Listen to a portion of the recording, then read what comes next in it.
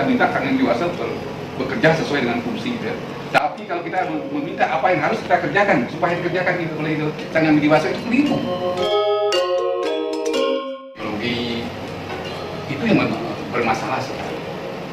Kalau kita melihat adanya sampradaya, mereka itu Tuhannya manusia yang biasa, itu sudah menjadi satu ancaman ideologi nasional. Pancasila yaitu sila pertama. Jadi sebenarnya secara nasional ini masalah bangsa. Nah di Indo sendiri, kalau kita melihat sejarah berdiri negara kita, bahwa dasar negara Pancasila itu Guru Garuda di bawahnya Bhinneka Tunggal Ika itu kan diambil dari sastra cendekiawan Hindu. Dan di situ awalnya adalah membicarakan tentang agama Hindu Siwa Buddha. Siwa Buddha dan Dharma Manggul. Dari inti ajaran agama Hindu bahwa Siwa dan Buddha yang berbeda. Itu yang dipakai untuk menyatakan bahwa perbedaan di Indonesia itu adalah satu kekuatan yang harus kita lakukan bersama. Nah kembali kepada permasalahan PHRI. Jadi kalau kita melihat dari sejarah awal tahun 1959 itu kan putra-putra Bali dengan dasar telah mengajukan Dirjen Bima Sindu, mengajukan Hindu di pemerintahan, membuatlah PHDB, misalnya itu Dharma Bali.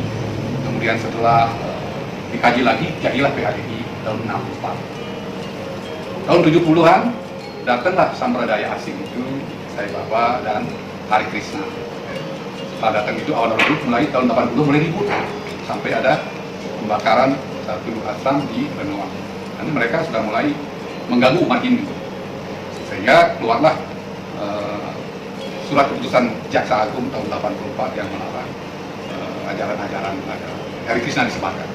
Demikian juga tahun 94 juga Dirjen Bima Sindu juga melarang keberadaan dari ashram-ashram Sai Baba. Namun kelihatannya apa yang menjadi keputusan pemerintah itu tidak menggigit ke bawah. Tidak menggigit ke bawah, sehingga demikian ada keterbukaan akhir tahun 90, 2001 sudah masuk dalam PRI bahwa PRI mengayomi sampradaya. Terus masa berikutnya 2006 ada perjuangan dari umat Hindu untuk mengeluarkan sampradaya itu, seperti tadi diceritakan bagaimana ada yang Besaki, ada yang di Capuan. Dan pada waktu itu tokoh kita Hindu Gubernur Bali Pak Dewa Brata sebenarnya satu posisi dengan Betara Randa Badeguru.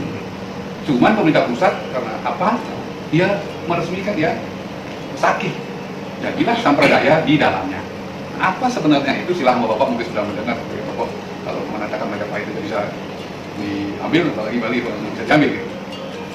Itu berlanjut terus perjuangan kita mengetahui bagaimana organisasi agama menjadi ormas ini sampai nomenklatur organisasi.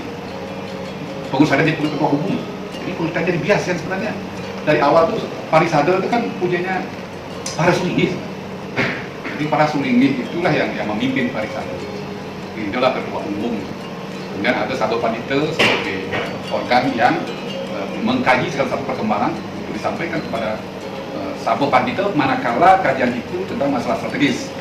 Sedangkan kalau menurut teknis dan operasional, kajian ini diteruskan kepada pengurus harian untuk dilaksanakan. Dan pengurus harian itu karena perasa. Dan dengan ada kata ketua umum, tentunya orang mengatakan itu dia ini pemimpin semua PHDI itu satu kekeliruan yang mungkin memang disengaja seperti itu.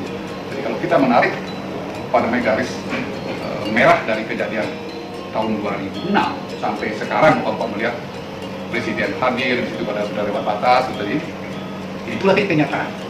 Nah, kami sudah memprediksi dari beberapa kejadian belakang 2 tahun ini, di mana Hari Krishna khususnya kemarin mau menjelek-jelekan Sai Baba, juga menaruh foto di Padmosana untuk disembah. Kemudian tokoh Sai Baba tokoh Hari Krishna Wedakara yang menjelekkan upacara, menjelekkan pura-pura, khususnya yang mengemuka di Nusa Penida itu.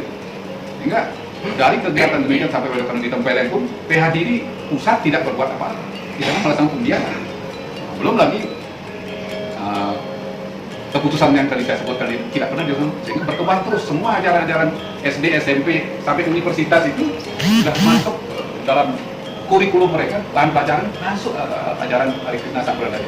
Para dosen-dosen juga banyak yang sudah itu tidak berbuat apa-apa, karena memang di situ kalau kita baca anggaran dasar memang diayomi Dan ini susah-susahnya untuk kita masuk susah. Nah, dari situlah kita mempelajari kalau sudah masuk dalam Mahasabo masih kalah dengan sampradaya, kan akalnya banyak, liciknya banyak. Kita orang Hindu biasanya nggak apa-apa, serah pada Tuhan, ini kan ada kalau kamu. Kita kadang-kadang keliru, semua kita serah pada itu Sang Yang Widi Wasa. Salah menurut saya kita. Kita harus, oke lah, kita minta Sang Yang Widi Wasa bekerja sesuai dengan fungsi kita. Tapi kalau kita meminta apa yang harus kita kerjakan supaya dikerjakan itu oleh Sang Yang Widi Wasa, itu keliru. Jadi kita harus mengerjakan tugas kita. Itu yang mungkin menjadi kedua umat itu, sehingga satu-satu jalan dengan melihat beberapa kesalahan, dengan melihat bagaimana alur organisasi ini berbuat dari sebelum Mahasabo sudah melakukan bersama aku, di mana usulan anggaran dasar, perubahan anggaran dasar itu tidak sepenuhnya diperhatikan, sehingga berapa kebijakannya tidak sesuai dengan usul 28 provinsi yang mengajukan, sehingga adalah inisiator untuk melaksanakan Mahasabo luar biasa. Tapi anehnya, walaupun tidak sesuai dengan dengan apa yang diusul dalam perubahan anggaran dasar rumah tangga, sudah bisa diperkirakan kalau kita masuk dalam Mahasabo biasa itu kalah, paling besar tidak mau seolah-olah Mahasabo luar biasa itu barang haram, pernah ada dalam anggaran dasar rumah tangga. Jadi itu yang Mahasabo luar biasa kirim, itu bukan banyak kirim, hanya yang orang-orang yang militan untuk mencapai tujuan saja yang berani. Mereka tetap akan melalui Mahasabo biasa. Kita membuat Mahasabo luar biasa sesuai dengan aturan yang ada. Karena saya pun tanggal 18 September didatang oleh para pengurus beberapa PRD provinsi untuk minta saya menjadi ketua harian pengurus harian. Saya menanyakan 4 hal pada waktu itu. Yang pertama, apakah Bapak mesti pejabat definitif? Mereka bilang hanya Loko Sabolah yang bisa memberhentikan. Tidak ada pengurus pusat yang bisa memberhentikan. Walaupun belakangan kan dibekukan itu mereka itu. Sebenarnya tidak ada karena dasar begitu. Tapi karena saking merasa kuat arogan, ya melaksanakan begitu. Pertanyaan kedua saya, apakah persyarat untuk melakukan Mahasabo luar biasa? Karena itu adalah mendesak, mempersatukan umat bisa terpenuhi, mereka menceritakan. Saya yakin itu bisa. Dan yang ketiga, apakah akan bisa mencapai quorum? Mereka mengatakan bisa. Nah, kalau nanti bisa, pada waktu bisa, baru saya mau. Saya sebelum mereka quorum, saya nggak mau hadir. Quorum saya minta quorum saya. Yang keempat, apakah siap dengan akibat dari tindakan ini?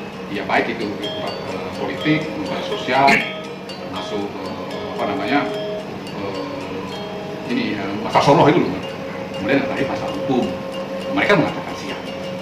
Jadi maka berlanjutlah Mahasabo luar biasa itu. Akhirnya setelah kita quorum, saya bersedia di situ karena saya merasa bahwa inilah panggilan hidup saya setelah saya pensiun, manakala umat saya menghendaki sesuatu yang kita perjuangkan untuk bisa kita menjadi tuan rumah diri kita sendiri. Kalau kita sudah menjadi perlahan-lahan mengikuti grand strategi mereka, biasanya 50 tahun dengan tahun 2062 itu rencananya mereka menguasai. Kalau sudah begitu maka sama dengan kita mengalami pandemi COVID-19 seumur hidup. Karena budaya kita sudah tidak ada lagi, dari situ hanya ada di pusat budaya Bali. Orang ngapain di situ ada yang di tempat lain sudah tidak ada lagi. Jadi seumur hidup anak cucu kita nanti sama dengan malam COVID itu, siapa yang akan menengok acara Hari Krishna ke Bali? Siapa yang akan melihat acara Sai Baba ke Bali? Dari India atau di mana lebih bagus. Nah itulah maka kita berketetapan apapun itu saya ikut Mahasabo luar biasa. Nah rekan-rekan yang tadinya tidak berani masuk ke dalam Mahasabo biasa, di sana mereka sudah merasa kuat karena bayangkan 28 provinsi yang pada waktu itu yakin menolak sampradaya. Tapi demikian masuk di situ, Pak, gimana liciknya, bagaimana curangnya, bagaimana cerdasnya mereka, atau kita yang terlalu baik gitu, jadi dicurangi, kalah, Pak. Yang namanya membawa Dengkuat Bali 28 provinsi untuk acara Orlando di situ, kalah, Pak. Dan lucu dengan setelah mereka kalah pun, lucu saya nggak ngerti kenapa mereka kalah di situ. Kita tujuannya sama, untuk memulihkan PHDI, untuk memulihkan Hindu dari sampradaya, Hindu Nusantara ini, diajak bergabung, nggak mau loh. Saya masih berpikir ada apa entah itu? Apakah memang kita dipecah belah, atau memang ada tujuan lain? Saya belum ketemu, saya baru tanya, coba berpikir ada apa kita ini? Sama tujuannya. Demikian tidak bersama, dia kalah di situ. kalah dan dia memperjuangkan yang sama di tempat yang lain. Kita nggak mau kita memperjuangkan ini. Nah demikian sekarang kita berharap mereka nggak mau.